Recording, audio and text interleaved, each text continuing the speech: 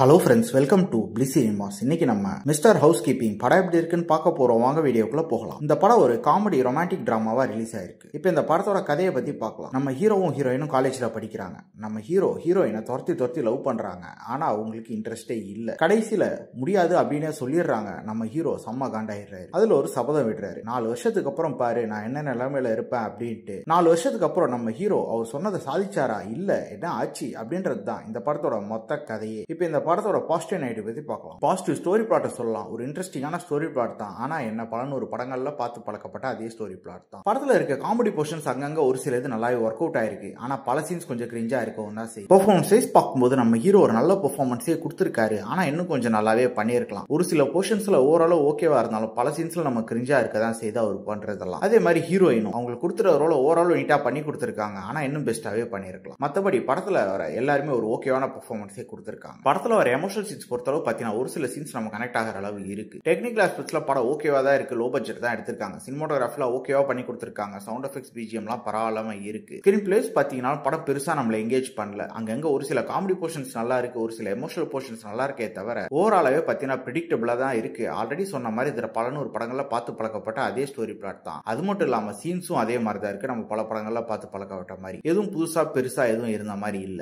ஓவராலா பாத்தீங்கன்னா ஒரு ஒன் டைம் வாட்சபிள் படம் தான். வேணும்னா ட்ரை பண்ணி பாருங்க. இன்னொரு வீடியோல சந்திக்கலாம். தேங்க்யூ.